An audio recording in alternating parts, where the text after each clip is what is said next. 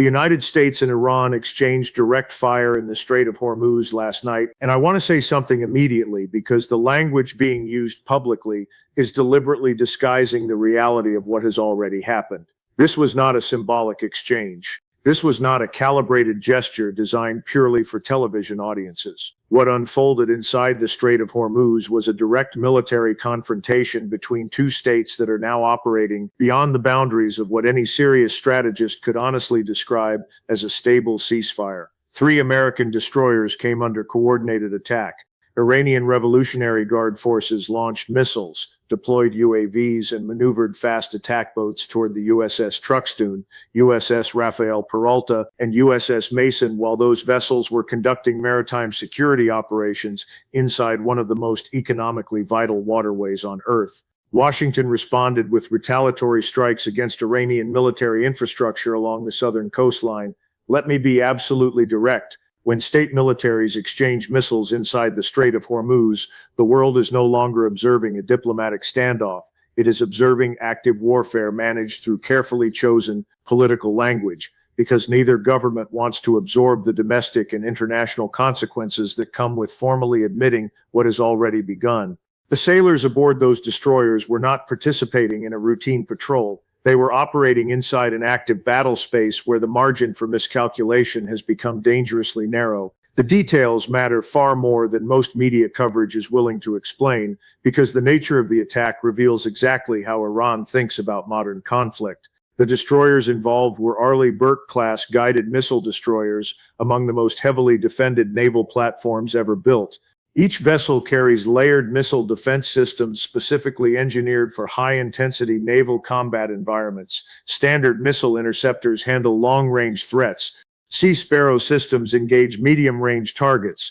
The Phalanx close-in weapon system serves as the final defensive barrier, a radar-guided 20 Gatling cannon capable of firing 4,500 rounds per minute against incoming drones and missiles. These ships were built precisely for the type of assault Iran launched last night, and they survived. But survival does not mean Iran failed. That is the misunderstanding dominating most television analysis right now. Iran was never trying to sink an American destroyer outright, because Tehran understands perfectly well that the destruction of a U.S. Navy vessel with mass casualties would almost certainly trigger a massive retaliatory campaign. Iran's objective was strategic pressure, not immediate naval victory. The purpose of the operation was to demonstrate vulnerability, uncertainty, and economic risk. Tehran understands that the Strait of Hormuz is not simply a military theater. It is an economic pressure point connected directly to global energy markets, shipping insurance systems, commodity pricing, and supply chain stability across Europe and Asia. Iran's message was simple and brutally effective. No vessel entering those waters moves without risk. And once shipping companies, insurers, and energy importers begin recalculating exposure, Tehran has already achieved part of its objective without sinking a single ship. The attack itself reflected decades of Iranian doctrinal development built specifically around asymmetric maritime warfare. This was a layered operation. Ballistic missiles forced the destroyers to engage high-speed aerial threats at extended ranges. UAVs complicated radar tracking and interceptor allocation by introducing volume and uncertainty into the engagement picture. Fast attack boats pressured the defensive perimeter simultaneously from the surface level. The structure of the assault was designed around saturation and signaling rather than outright destruction. Iran wanted to demonstrate that it can create instability inside the world's most important energy corridor whenever it chooses.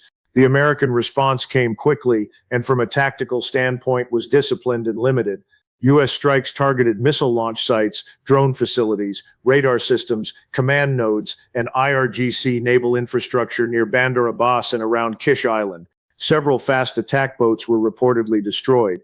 These were not strikes designed to trigger total war. They were designed to degrade operational capability and reestablish deterrence. But strategically, the strikes did not fundamentally alter Iran's position, and that is the uncomfortable reality emerging from intelligence assessments now circulating privately through Western defense circles. Iran still retains the majority of its missile launch capability. Most of its missile inventory remains operational.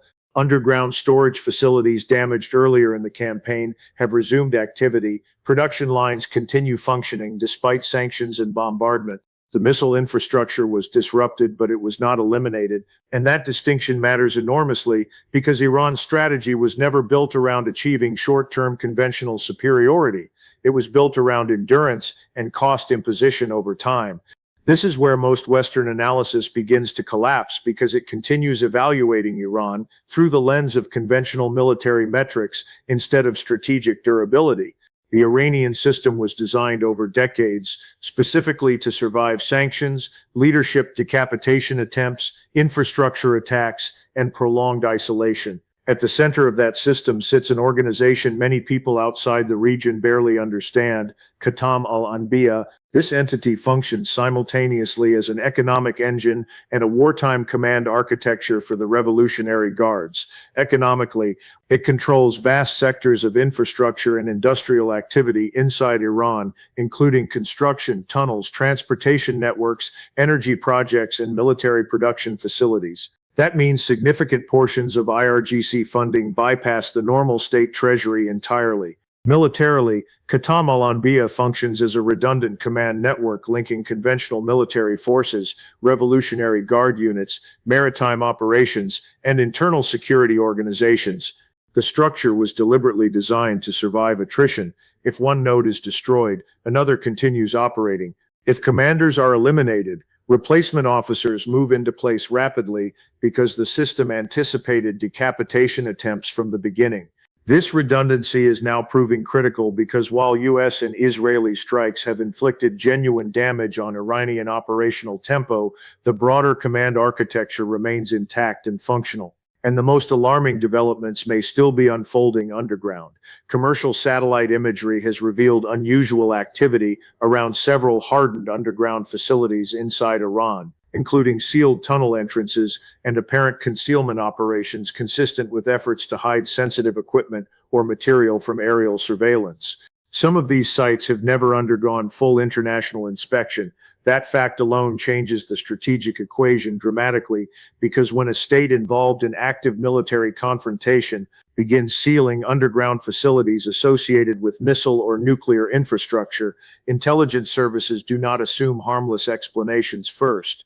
The range of benign possibilities narrows rapidly during wartime conditions. Now combine that reality with the geography driving this entire confrontation. At its narrowest point, the Strait of Hormuz is roughly 33 kilometers wide. Through that narrow corridor passes close to a quarter of the world's seaborne oil trade. Not simply Gulf oil, energy supplies feeding Japan, South Korea, India, China, Southeast Asia, and large sections of Europe all depend on uninterrupted traffic through those waters. So when Iranian fast attack craft approach American destroyers in Hormuz, the confrontation extends far beyond Washington and Tehran. It immediately becomes a global economic threat capable of destabilizing energy markets within hours. That is why oil prices reacted so aggressively. That is why shipping insurers recalculated exposure immediately. That is why emergency discussions began inside Asian energy ministries almost as soon as the missiles started flying. Iran understands this leverage completely because its entire maritime doctrine has been built around exploiting concentrated global dependence on a single choke point. The strategy is multi-layered and far more sophisticated than many Western commentators acknowledge. Ballistic missiles threaten vessels from shore-based launchers with minimal warning time. Drones saturate defensive systems through volume and low cost. Fast attack boats complicate naval maneuverability and force American commanders to allocate attention across multiple domains simultaneously. Naval mines remain an ever-present threat capable of slowing commercial traffic dramatically, even without fully closing the strait. Submarines add another layer of uncertainty beneath the surface. The objective is not necessarily total closure of Hormuz, because Iran understands that complete closure would likely trigger overwhelming international retaliation. The objective is controlled instability. Even partial disruption is sufficient to create economic shockwaves large enough to pressure governments thousands of kilometers away from the Gulf itself. And this is where the broader strategic picture becomes deeply dangerous, because Washington still possesses overwhelming conventional superiority, but Iran is not attempting to win a symmetrical war. Tehran is attempting to create a persistent environment of escalating cost where the United States can continue striking targets indefinitely while never fully eliminating the underlying threat. That changes the strategic equation entirely. The United States can destroy launchers repeatedly, but every strike risks broader escalation. Every escalation threatens global oil flows. Every disruption pushes prices higher. Every increase in energy costs creates political pressure across Europe, Asia, and inside the United States itself. This is why both governments continue publicly speaking the language of restraint while simultaneously exchanging fire. Neither side currently wants the political burden of formally acknowledging that the conflict has already crossed into direct war. But the missiles do not care what politicians call them, and neither do markets. What is unfolding now is a confrontation between two fundamentally different strategic philosophies. Washington still relies primarily on overwhelming force projection and technological dominance. Tehran relies on endurance, geography, distributed infrastructure, and the ability to impose long-term economic pain disproportionate to its conventional military size. The danger is not simply that one side miscalculates.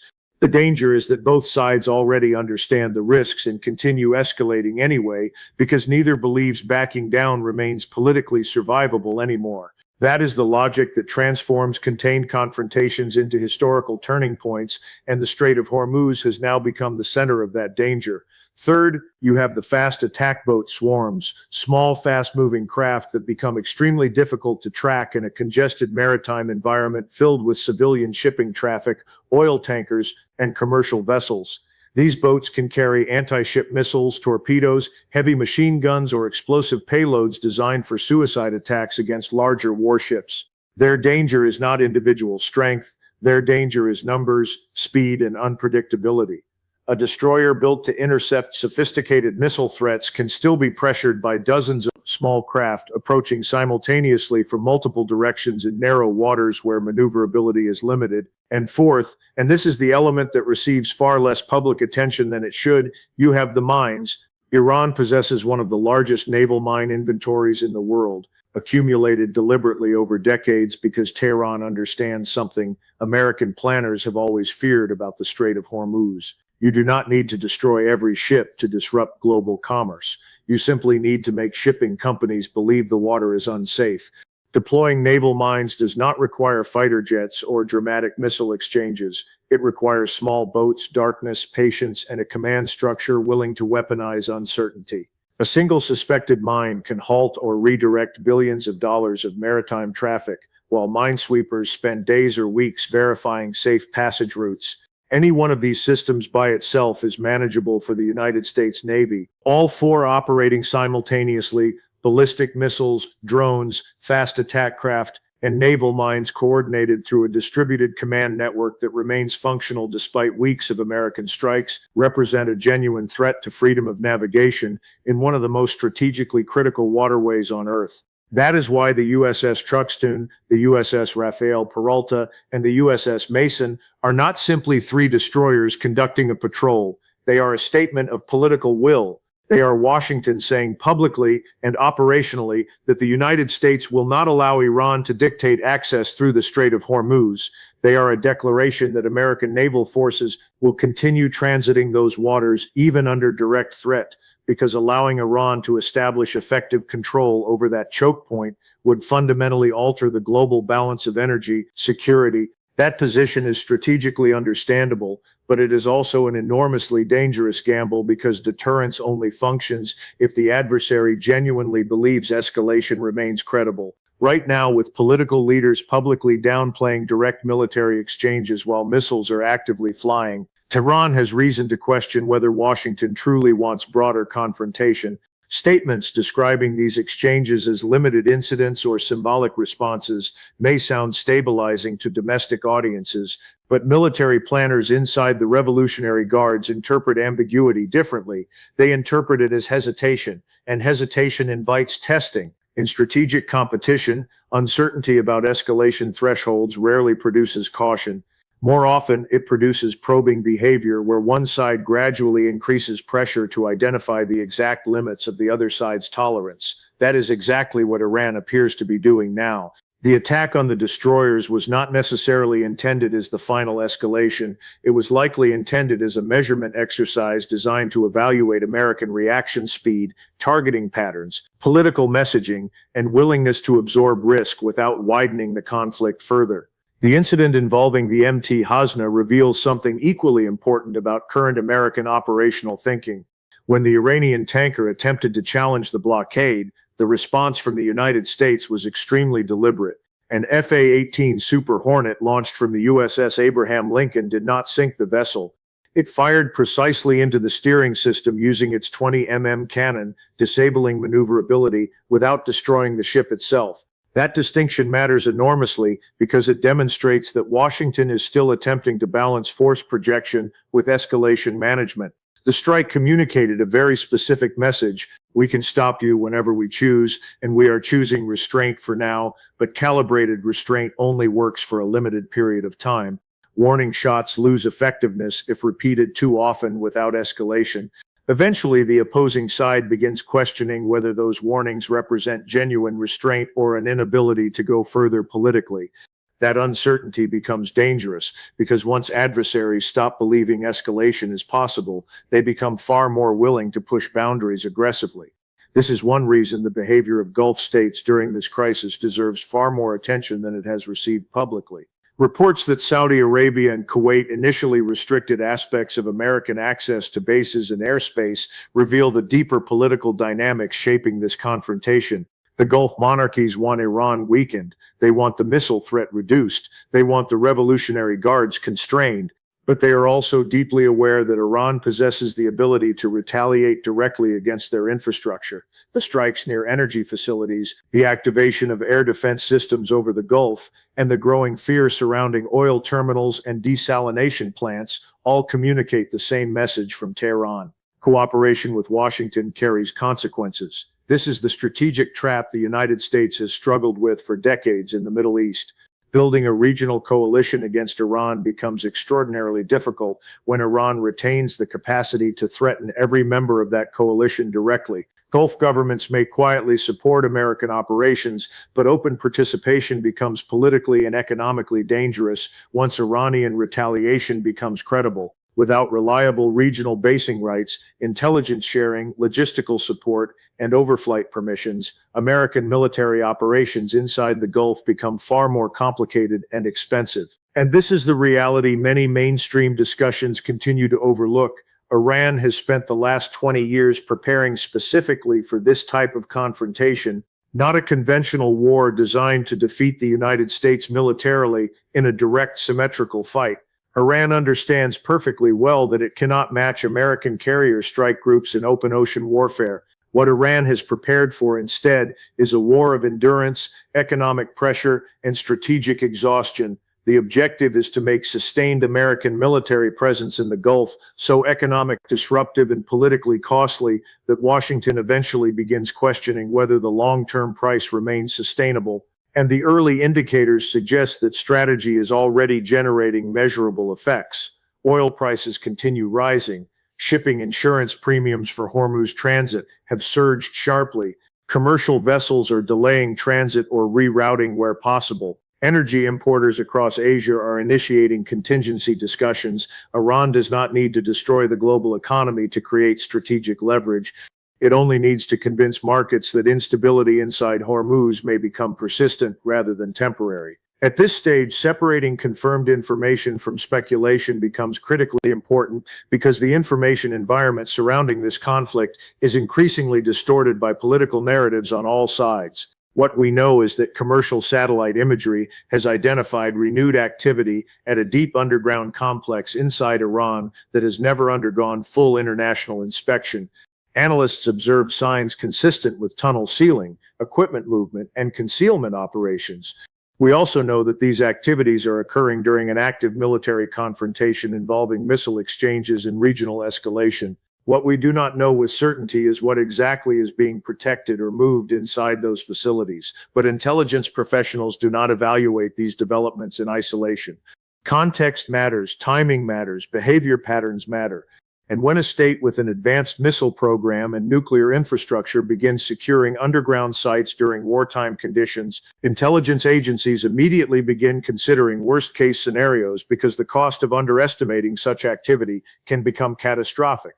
That is why this confrontation is now extending beyond a regional naval crisis into something much larger. The danger is no longer limited to ships in the Strait of Hormuz. The danger is that both sides are now operating inside a cycle where every controlled escalation creates incentives for another, slightly larger escalation afterward. That is how regional confrontations slowly transform into systemic crises that eventually exceed the intentions of the governments managing them. What we know with certainty is that recent commercial satellite imagery has revealed unusual activity at a deeply buried underground complex inside Iran, a site that has never been open to international inspection teams. Analysts observed what appear to be deliberately sealed tunnel entrances and reinforced access points, patterns that in military and intelligence circles are commonly associated with efforts to conceal sensitive equipment, materials, or ongoing operations from aerial surveillance. The Institute for Science and International Security specifically highlighted the location because the timing of these actions coincides directly with escalating military pressure in the Gulf. That timing matters. States do not suddenly begin hiding facilities during active conflict unless they believe those facilities contain assets of extraordinary strategic value. What remains unknown is far more alarming. No one outside the highest levels of Iranian command can say with certainty what exists inside that mountain. It could contain enriched uranium stockpiles relocated from more vulnerable facilities. It could house advanced centrifuge cascades protected beneath layers of reinforced rock. It could serve as a warhead research center or an emergency continuity site for Iran's nuclear infrastructure. The uncertainty itself is strategically significant because uncertainty forces adversaries to plan for the worst possible scenario. After 2 decades working around weapons inspections and concealed military programs, I can tell you this without hesitation: regimes with a documented history of restricting inspectors do not suddenly begin sealing underground entrances during wartime because they have nothing to protect. They do it because something inside those tunnels matters enough to risk international suspicion. The intelligence assessments now leaking into Western media deepen the concern considerably. According to multiple reports, Iran has retained roughly 70% of its missile inventory and approximately 75% of its operational launch platforms, despite weeks of American and Israeli strikes. Nearly all of the underground storage complexes whose entrances appeared damaged earlier in the campaign are reportedly functioning again. Missile assembly operations continue using components that were already in production before the conflict escalated, allowing Tehran to regenerate launch capacity faster than many planners expected. That alone would represent a serious strategic problem for Washington, but the most disturbing detail is tied to Iran's nuclear capability itself. Current assessments reportedly indicate that Iran possesses significantly larger quantities of enriched uranium and a greater number of operational centrifuges than pre-war intelligence estimates had suggested. Read that carefully because the implication is extraordinary. After weeks of bombing campaigns described publicly as historic in precision and scope, key elements of Iran's strategic infrastructure appear not only intact, but potentially more extensive than Western intelligence originally believed. That is not a minor intelligence oversight. It is a direct challenge to the assumptions that justified the entire military operation. The public was told that overwhelming technological superiority would cripple Iran's strategic capacity quickly and decisively. Instead, the evidence emerging now suggests the core architecture of Iran's missile and nuclear programs survived the opening phase of the war far better than anticipated. That realization changes the strategic equation completely. It means the conflict may not have delayed Iran's long-term capabilities nearly as much as policymakers promised. It means underground infrastructure, redundancy, and decades of preparation may have absorbed the shock more effectively than the world's most advanced military planners expected. And most importantly, it means the confrontation in the Strait of Hormuz is no longer just about shipping lanes, destroyers, or retaliatory strikes along the coast. Beneath the mountains of Iran, hidden behind sealed tunnel doors and reinforced concrete, there may still exist an industrial and strategic capability capable of shaping the balance of power in the Middle East for years to come.